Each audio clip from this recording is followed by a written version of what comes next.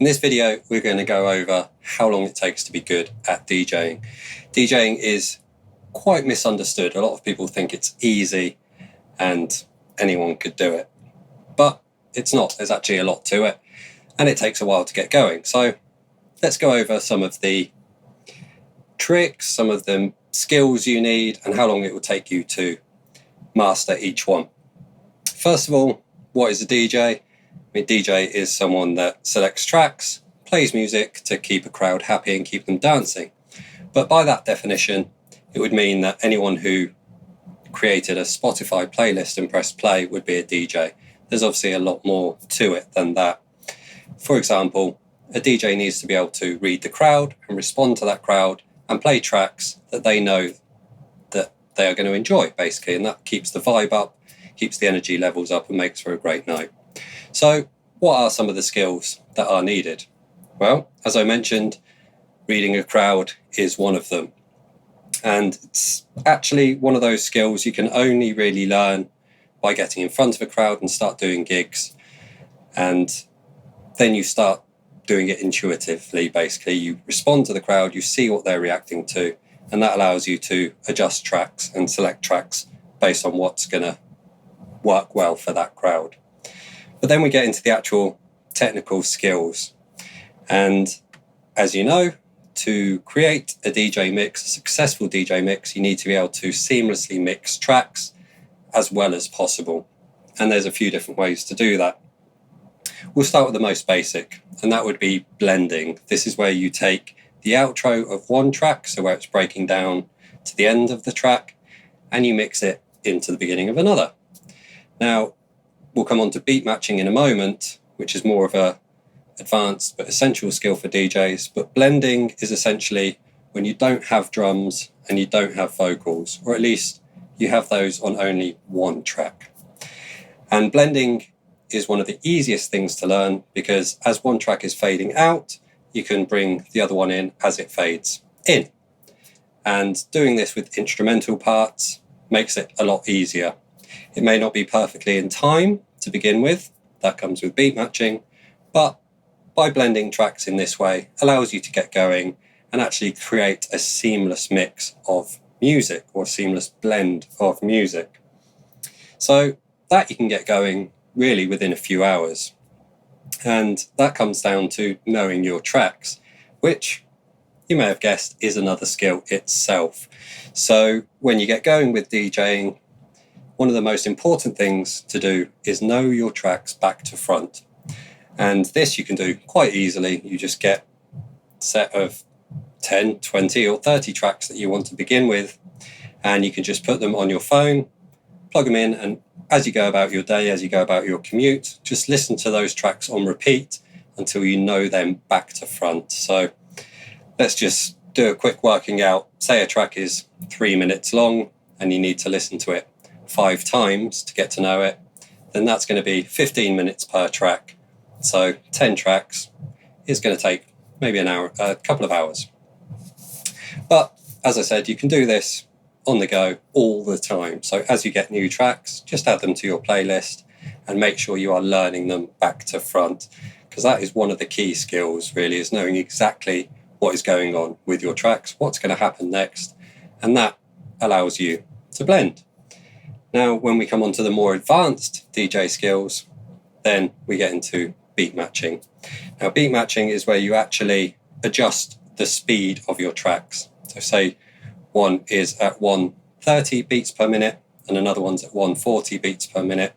You're going to have to adjust the track that you're bringing in down to bring that down to 130 to make sure that they're exactly in time. And then you can play them at the right time. So as long as you get the start point correct and they are in the same BPM or running at the same BPM, then that is what allows you to switch between tracks and make it seem like it's one track that's running seamlessly. And this is a skill that will take you perhaps a few hours to understand, a few weeks to start doing reasonably well or get into grips with it, and then can take months and years to perfect fully. And it's just one of those skills really that you just build and build throughout your career, so you just get better and better at it. And I'm sure all professional DJs will still tell you that they are learning and perfecting their technique as they go. What really happens is the longer you go with it, the more you do it, then the quicker you can just adjust tracks, and you'll be able to identify as soon as they are slipping out of time with each other. So that's beat matching. And then once you have mastered beat matching, then of course you want to be able to create that seamless mix, or take elements from one track and merge it into another. So you're taking two tracks, putting them into one, making them sound like one track. And essentially what a DJ is really doing is creating a new track on the fly. So you can turn the bass down on one track, have the bass running from another one, and then you are creating a live mashup, if you like. And this then gets into EQing, which is another skill. So these are your EQ knobs here, and you have the bass, middle, treble. So the bass is bass lines, the middle is like the main chunk of the track, so the main meat of a track.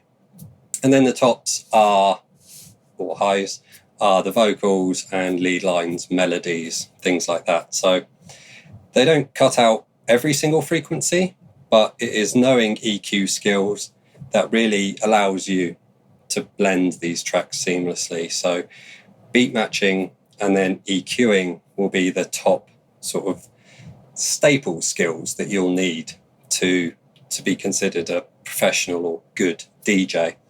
And EQing, again, very simple to get started with. A very common technique straight away is to cut the bass line, because that's the main weight, or that's what a crowd feels when the bass is coming at them. Then that's what they feel most. So a very common technique is just to cut the bass, start bringing a track in, and then switch the basses over.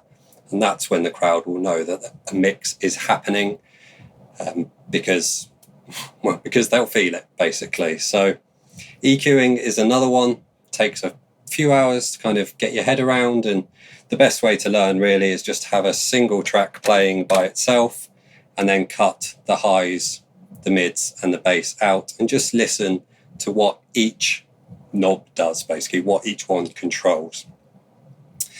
And then you'll understand how you can mix and match. Now, there are sort of techniques that you can use to make sure that the tracks work together, because not any two tracks will work. Sometimes, even if they're perfectly beat matched, they will just sound wrong. And this comes down to the key that they're in. And there is software that analyzes the key for you, so you can choose complementary keys to make sure the tracks do work. But that will be a topic for another video. And that actually isn't a very difficult technique to learn, because you have software that does the job for you, and it tells you which tracks can mix together and which will be suitable to mix together. So those are the basic skills, really. The ones you can do at home are blending to start off with. That's what you'll want to begin with, and that's what will give you the idea of what DJing is and get you going really quickly. So it's just taking the breakdown, or just the instrumental part, ideally without drums, because when you have drums, that's when you get clashes. If they're not perfectly beat matched and you have drums running on both decks, then it's going to be very noticed. You'll have train wrecks, as they're called in DJing. And you don't want that. So if you just have a melody line and then you fade it into the melody line of another one, sometimes it will sound messy, granted, but a lot of the time it'll be able to get you going really quickly. And then as you get a taste for DJing and you realise or learn how to start constructing sets, then that's when you can start focusing on beat matching. And you can get going quickly with that. You can get 2 tracks. You can purchase them. When you buy tracks, it tells you the BPM of them. So you can get 2 tracks that are the same BPM.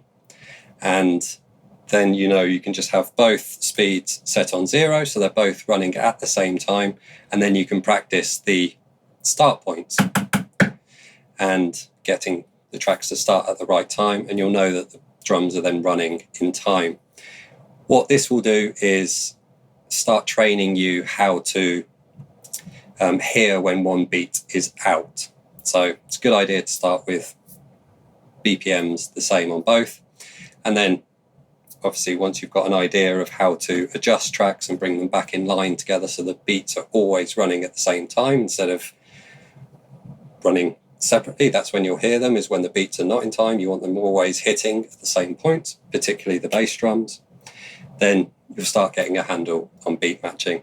And then, as I say, reading a crowd is the other essential skill, but that's something you can only do by getting out there and getting in front of a crowd and starting to see how they respond. I personally learned a lot of lessons when I started gigging, because I had a habit, because I like loud and heavy, of redlining, and that does not go down with crowd because it can actually distort sound. So they're your basic techniques needed for DJing. Just to sum up how quick you can get going: a couple of hours will get you blending, a few weeks will get you beat matching and understanding beat matching. Your tracks, you can learn your tracks on the move, so you can just do that every day, all day. And then reading a crowd, just get out there and do it. So within 3 to 6 months, then you'll be competent at DJing. There'll still be the occasional mistakes, but the thing to remember is all DJs make mistakes, even the professionals. So, you just have to let them go. I mean, that's another skill, is realizing that you've made a mistake, but not getting hung up on it, because there's still the rest of your set. There's still multiple mixes coming up. So you just want to focus on them. Forget the mistake. As soon as it's gone, just forget it. Move on to making the next mix as good as you possibly can. All right, so that was just a quick overview.